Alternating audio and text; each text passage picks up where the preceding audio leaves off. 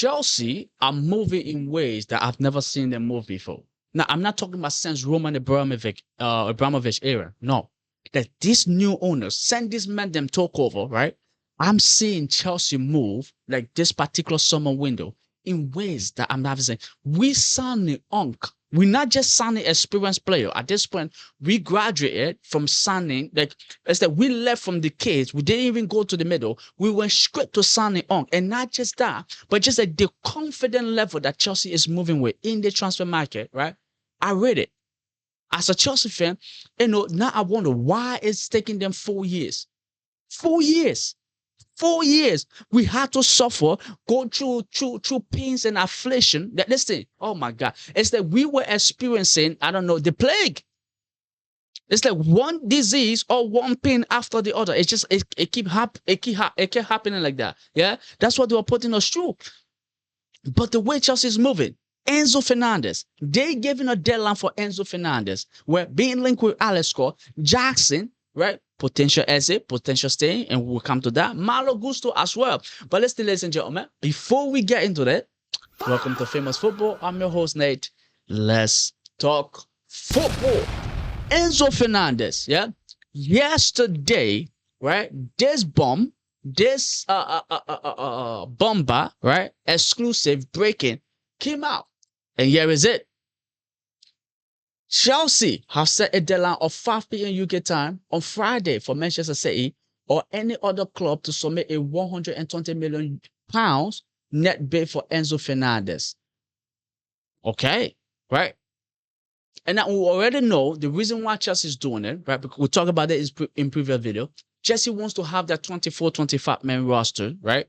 Before the beginning of the season. So before their very first Premier League game, they don't want going into the season with any uncertainties. And they are absolutely right about that. Because if Chelsea manage, to let this drag on for as long as possible to deadline day, right? It could cause problem for Chelsea. Because then whoever Chelsea is going in for, whatever club it is, right? If it's going to deadline day, they will also have to pay an arm and a leg to be able to get even if it's an average player for like, I don't know, over 100 million plus. Because you are waiting and now you desperately need it. So Chelsea is trying to put themselves in a position wherein they are not desperate when they go into the transfer market or when they go to acquire the people that they're trying to acquire, right? So they're putting Man City in that position right now, so they don't have to be in it, right, in weeks or in few weeks to come. Because if Man City get this done right now as we speak, right, that simply means Chelsea by next week can bring in the people they want to bring in. Right, and we will talk about the Alex Scott and the Wharton in a little bit, right? So then Chelsea can go in and then bring in the people that they want to bring in, which is absolutely good. Because if they let this drag on, right, uncertainties going into the future, now Enzo Fernandez training with the team, being part of the team, and that it would disrupt everything. But once they they get this done, he's out. By the time he's supposed to be out, which is like 5 and everything is done, next week, right, preparation for the season pretty much start. Right? And that's when you want the people that will actually be a part of the season, right? That's why you hear a lot. Chelsea is focusing on outgoings.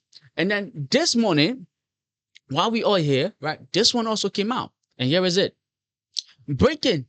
Man City have submitted a 102.5 million pounds bid for Enzo Fernandez. Chelsea 120 million valuation remain key figure as the situation develops. And then, right, it didn't end there, right? So we all out here thinking, okay, Man City mean business. They're looking to go all in for Fernandez, right? Because we also know, right, that Man City is also working on our goals. So the Rodri and then the Reynolds. Now, Reynolds we know could be listening to a Saudi club, something. Right? He could be leaving to a Saudi club. Now, there's a verbal agreement that is in place with Man City, and I think also possibly with the player. With Saudi, personal term is never a problem. It's the club-to-club discussion that's actually the problem. Personal term is never a problem. Never. Like, I don't see anybody that have, that Saudi won, and then they say, okay, personal term is the problem. No. So he could be off, right? And I think they value him around 50 or 45 to 50 million. And then we know Rodri to Barcelona, that's also something that could be happening, right? So they're looking to get that done to kind of gather funds for the Enzo Fernandez thing. But Chelsea, on the other hand, is not waiting. And Chelsea is giving them time to kind of sort this thing out, right? Or otherwise, call it a day. Well, we know Rodri is for sure heading out, right? He wants Barcelona, and Barcelona wants him. Barcelona put in their first two bid, got rejected.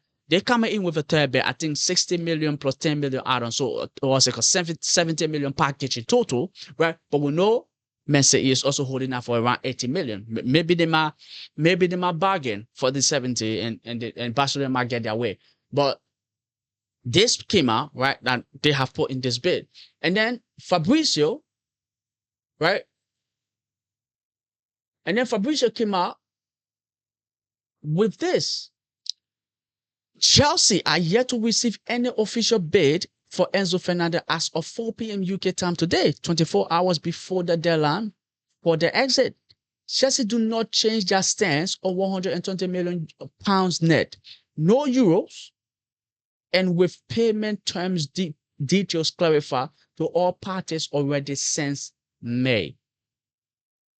Now, we read, or I read before, that Man City, right, has been looking at him, Enzo Fernandez, since May. And personal term was never a problem, right? So since May. So this whole deal with Fernandez, right, I don't think it's just started. Chelsea know about Man City interest since May.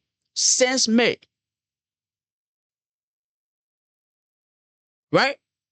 Personal term, like I said, is not a problem. And Chelsea already let them know the details in terms of payment structure. The 120 million pounds, they're not budging on it, right? So right now, Man City is in that position wherein you pay or you get out.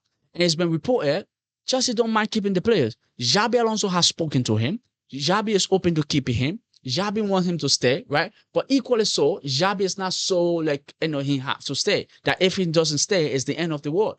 Chelsea have a contingent plan that if he do leave, they're okay, right? They can go in and then get the people they want to go get. Hence, they put in the deadline on a whole thing on him, that this is the deadline. Get it done, right? They're moving like a mob. They give you a deadline to get it done. You better get it done within that deadline. Or otherwise, brother, you don't want to know what will happen. And I think that's what Chelsea's up to. And this thing, with this one, I'm 100% with them. Like, I'm 100% with them. Because once they get this done, they can, like I said, they can go and then get the people that they want. And who are those people, right? We already know. If Enzo Fernandez stays, Chelsea will bring in another midfielder to kind of replace Santos. Don't forget, Santos is already off to Man United. So we need to replace him, right? We cannot enter the season if Enzo Fernandez leave with Caicedo, Lavia, and who else? Isugu? No, that's not enough. Barco? That's not, no. We need to bring proper people. We need to bring in proper quality, right? If Enzo Fernandez stay, we bring in one more, right? So that would be between either the Alex Scott or the Adam Wharton, and we're going to talk about them in a little bit, right? Right after this. So once he leave, right, then Chelsea know what they do and how much people they bring it in and what that negotiation going to, and what that negotiation going to be like. And here's what being reported about Alex Scott and Adam Wharton, right? Yeah. Oh, that's not it. Here, now we have it. Chelsea have made fresh contact over potential move for Alex Scott and Adam Wharton, but midfielder are being assessed as possible replacement if Enzo Fernandez joins Manchester City. Bournemouth could demand over 80 million for Scott. Why? Crystal Palace are expected to seek a similar fee for Wharton. Now, we already know Chelsea have done their groundwork in terms of Wharton, right? And we also know Chelsea also put in a 60 million bid where somewhere around June for either in June or early July, if I'm not mistaken, for Scott, and that one got rejected, right? So Chelsea is trying to sort things out. Either one of these people could be a Chelsea player depending if Enzo Fernandez stay, right? But if he leave, maybe there's a possibility both of them could be a Chelsea player. We know Scott absolutely do want Chelsea.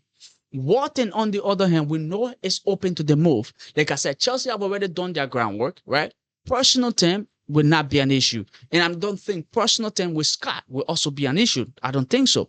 But Scott wants Chelsea. Wharton also open on the move, open to the move. Depending if Enzo Fernandez stays or go, right? Which depends who comes in, if one of them comes in or both of them comes in, right? So that's why Chelsea is trying to get this thing as done as quick as possible with Enzo Fernandez, the deadline, right? So if Man City can meet that deadline, fine. But believe me, right? I would want him to stay. I would really want him to stay. But I think Man City are going to cough up the money, right? They're going to cough up the money. If they don't, they will come out somewhere around close. They might come out with a 110 million pounds, right? It might get the deal done. Because Chelsea at least want the money that they pay for Fernandez. That's what they want. The money they pay for Fernandez to get him from Benfica to Chelsea, right? I think 3 years ago or 4 years ago, they want that money. So if Man City can maybe bring down 115 million pounds, we will see. But that's pretty much it in terms of Enzo Fernandez and Chelsea, and then Alex Scott, Adam Wharton being the potential people to replace him, right? That's it. Let me know your thoughts about that. But then there's also news about Jackson.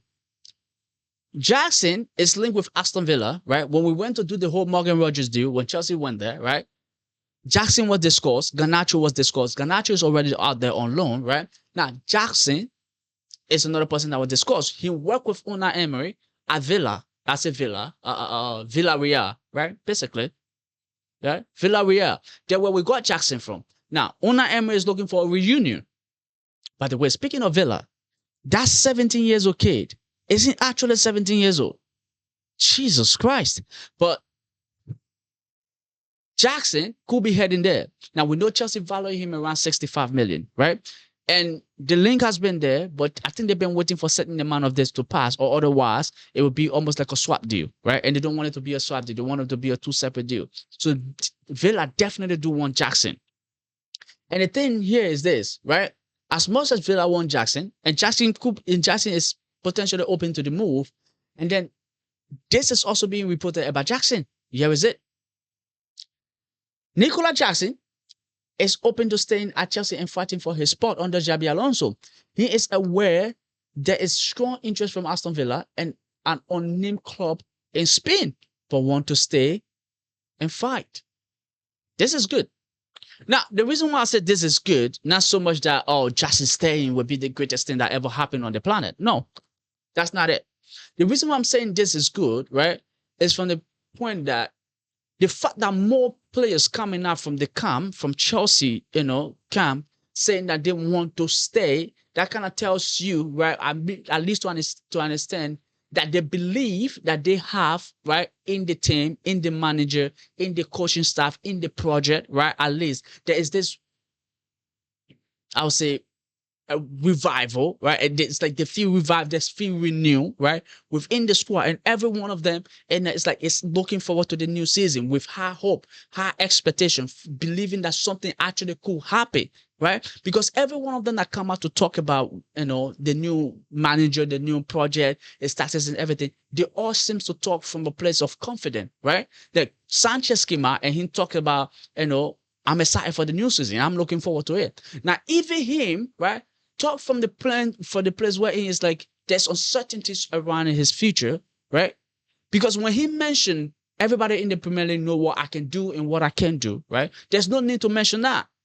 When you know your quality is there and you secure. So even him, there's uncertainties around his future, but he's also looking, right, to kind of secure a spot in the current Chelsea squad. Right, that when the season starts, he wants to be a part of that 24, 25-man roster, right? So it's like everybody is kind of fighting. And when Xabi came, that's one of the things he said, right? I'm not going to be handing anybody a spot. Right now, there are certain people in the team it's not like not necessarily it's going to be handed onto them, but it's like they're going to be playing. The João Pedro, the Cole Palmer, the Colwell, the, what's his name? Caicedo, right?